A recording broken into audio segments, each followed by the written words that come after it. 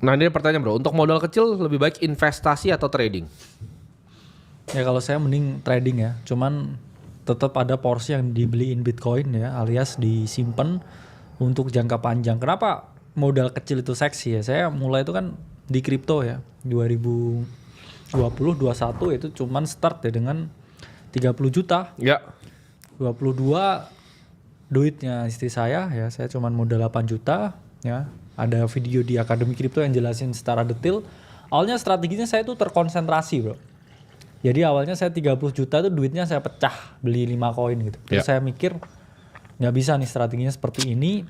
Saya harus terkonsentrasi ya, cari satu yang dia naik double, portofolio semua di sana, terus duitnya muter lagi jadi double, saya dobelin lagi, hingga akhirnya saya beli Matic, listing Coinbase, pump 40% dengan 30 juta out. Habis itu kejar ya BNB mau burn, pump 50% out ya. Terus modalnya jadi ratusan, baru dari situ saya split buat strategi tebar jala ya untuk lebih banyak lagi. Jadi awalnya saya terkonsentrasi terus jadinya tebar jala. Mengapa ya? Karena kecil, enak buat moving around.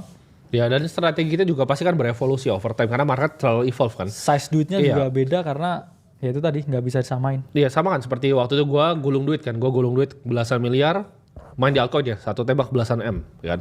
Belasan M ada yang jadi 30 dan waktu itu gue very terbuka ya. Seperti contohnya Render, Ondo itu gue buka very publicly, kalian sempat lihat semua juga posisinya. Dan cuan berapa puluh M dulu ya? Wah lumayan bro. Render itu bisa hampir 30-an M cuannya aja. Ondo itu 20 kayaknya total Ondo tuh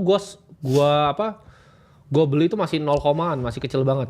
Dan sama BGB sih yang paling besar gue BGB 0,55 gue beli. Ya ini kan sebenarnya juga suatu fakta juga ya bro, yang mungkin ya kita jelasin di sini. Saya bercanda ke dia kan, dia beli BGB 30M ya. Iya betul. Jadi kan bercanda ini kalau lu hold aja udah 300 betul. Cuman kan balik lagi di market ya, kita kalau udah kita hit TP kita, betul. Udah selesai. Betul. Jadi gue ketika hit TP-nya kalau main gitu. Bro harusnya 300M. Udah. Ya. Udahlah. Tapi ya kalau misalnya gue ambil belasan M terus jadi 0 juga gue gak masalah. Ya, dan ada kan bro posisi kita yang kita masuk lumayan besar. Iya. Jadi 0 tuh ada. Kenapa? Karena dia dimakan sama developernya. Ketika developernya lihat itu order booknya tebel di exchange kuning, sama dia dijualin semua. Terus sibuk ngelonte isu developernya. Jadi profit is profit bro. Iya benar, profit is profit. Tapi ya gue nggak bisa salahin, ya udahlah, gue kalah gitu kan. Gue dikadalin sama developer. Meme-nya ini bro, profit is profit tapi harusnya 300M gitu. Iya, profit is profit. Tapi nangis dikit gitu. Iya, nggak apa-apa lah. Jadi jawabannya adalah ya namanya market, tapi very biasa aja gitu, very biasa aja. Zaman dari gue dulu di saham juga sama, ditipu sama bandar juga pernah. Kalau kripto agak sedikit beda karena lu kan nggak bisa akses kan ke developernya atau siapa. Jadi lu bener-bener main pingpong aja dengan kaca yang terbuka gitu. Jadi lu nggak bisa lihat lawannya siapa. Kadang gitu, kadang ada developer yang awalnya mau building ketika dia dapat uang besar yang seharusnya dipakai untuk building, ya dipakai untuk ngelonte. Biasa banyak yang kayak begitu. Dan ini di kripto tuh, gue sempat lihat bro waktu itu. Gue lupa interviewnya siapa ya. Ada di Dubai, ada kartelnya bro. Jadi koin-koin ini ada kartel yang mukanya ditutup semua itu. Dia pernah ngomong, lu pernah lihat gak bro sebelumnya? Ada ya, karena yang mukanya ditutup itu loh. Ada videonya itu kemarin baru viral tuh. Kayaknya 4 hari lalu. Jadi diinterview sama jurnalis dari WSJ atau mana. Ya. Ditanya, kenapa lu bikin begini? Mereka bilang itu perampokan legal. Iya, actually. Karena di Dubai itu legal. Agree. Untuk bikin token kripto. Terus mereka sebutin influencer yang dibayar itu siapa aja mereka sebutin. Yes. Gue bayarin. Turns out to be ya bro. Memang satu grup ya yang bikin token Libra yang rug pull. Iya. Tramelani, terus juga beberapa koin-koin yang mereka endorse-nya tuh levelnya tuh kepala negara. Iya. Jadi jangan salah ya. Jadi mereka ini some group of people. Sindikat lah. Sindikat yang bikin meme koin. Mereka tuh nggak ngendorse. Kalau biasanya kan mereka ngendorse. Oke, kayak rapper yang nggak jelas gitu ya. Kamu pakai koin ini ya, terus jedar turun. Tapi dia levelnya tuh bisa kepala negara ya, yang di endorse bikin koin. Jadi kayak ya kita hidup di dunia yang mana satu hal sebenarnya yang bisa orang tuh jaga ya integritasnya dari apa yang dilakukan dan diomongkan sebenarnya. Iya, kan gini, kalau teman-teman kita beli sesuatu token yang kita lihat adalah memang kan white papernya. Sama seperti kita beli saham yang kita lihat apa laporan keuangannya. Tapi banyak yang palsu laporan keuangannya. Jawabannya banyak. Yes. Gitu. Jadi sama juga token itu mungkin dia juga bikin itu cuma ngemeng. Janji ketika dapat duit banyak, ketika kita percaya dan beli, developernya kabur. Itu banyak banget. Iya. Kabur ini beda-beda ya. Ada yang kabur terus tetap datang ke conference itu Benar. termasuk kabur, tapi duitnya tuh dari dia. Iya. Nah, Itu harus cuman tahu. menebus rasa bersalah nggak sih? sebenarnya? Iya, jadi keliling-keliling biasanya. Jadi keliling-keliling terus udah nggak diurus tokennya, teknologinya nggak pernah diurus, networknya nggak pernah diurus lagi. Itu banyak sekali bro, seperti itu terjadi di kripto. Dan kita pun juga kena kan. Sering terjadi di kota besar. Iya, sering terjadi Umumnya di kota besar kota-kota gitu. Iya. Gitu. Sering terjadi di kota besar. Jadi tapi namanya market, apakah kita menyalahkan developernya? Enggak, ya kita dikadalin gitu kan. Bener. Kita kena tipu, yes, gitu. Kalau kena tipu ya next play, ya kan, move on.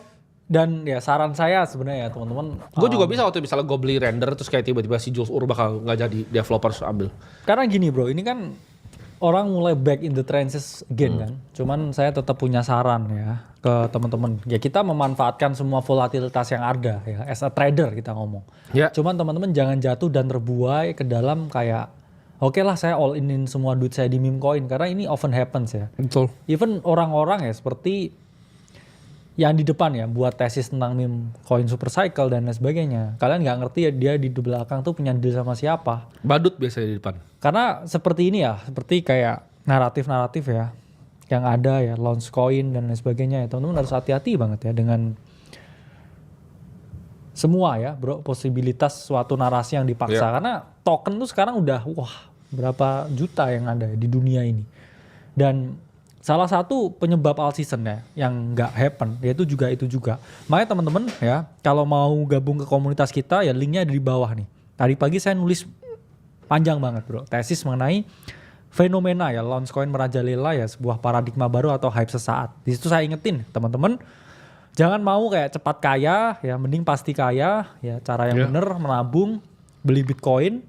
Jangan ikut ya dalam lautan paradox of choices. Kecuali teman-teman cuma mau trading ya, itu pun kalau trading harus juga pakai Disiplin. money management yang oke ya. Ya udahlah 30% kita ambil, amanin bro. Aset mana yang 4 jam naik 30% kan?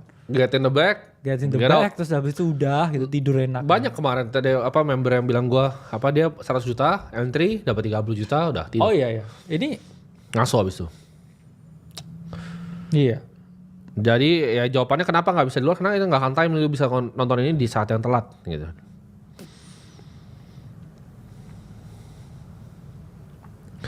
Ada yang tanya, Bang kenapa nggak bagikan buku merubah mindset terus ngapain daripada bagi beras?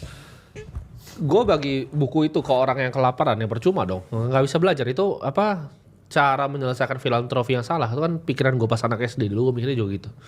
Oh kenapa nggak semua orang diedukasi? Kalau mereka nggak makan mereka nggak bisa nonton ini gratis loh, nggak usah baca buku. Oh iya. Lu kan semua nonton ini bisa makan, makanya lu bisa nonton ini.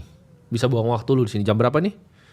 Ini jam 3. Di saat banyak orang ini bro masih kerja sebenarnya. Ini kan antara nyolong-nyolong kerja atau pengangguran atau udah banyak duit mungkin yang nonton ya kan. Jadi beda-beda kondisi orang. Nah pertanyaan, krisis apa yang lu prediksi terjadi di tahun 2030 dan apakah separah 2020? Dunia ini tuh bergerak dengan siklus. Jadi gue tuh gak asal ngomong. Siklus hutang ya, debt cycle tuh terjadi setiap 10 tahun sekali. Yang terakhir tuh 2020, 2008. Nextnya 2030. Menurut gue dari antara 2030 atau 2031 gue gak tahu. Tapi sekitar segitu ya. Spiral hutang ini akan meledak dan dampaknya yang pertama adalah dampak finansial gitu. Ini ada pertanyaan bro. Menurut lu trading perlu journaling gak? Atau ada tipsnya gak? Ya journaling buat kalian yang kayak masih punya problem dalam artian nemuin sistem yang pas dan juga nemuin flow dan juga ritme yang pas tuh nggak apa-apa. Tapi bagi beberapa orang yang udah lama ya kayak saya pun udah jurnalnya di kepala aja bro. Ya. Dalam artian kenapa saya entry, kenapa itu nggak works, terus kayak apa yang bisa diperbaiki itu bisa juga. Cuman kadang orang journaling kan pengen tahu sebenarnya sistemnya itu works atau enggak. Betul. Dan ya sah-sah aja buat teman-teman yang masih pemula. Tapi kalau teman-teman udah lama di sini, daripada journaling ya mending beberapa waktunya itu untuk researching ya, sama relaxing juga. Betul. Karena juga journaling takes time juga ya, takes energy juga. Dan ya nggak seserius itu sebenarnya. Saya nggak pernah bikin jurnal juga sebenarnya. Betul.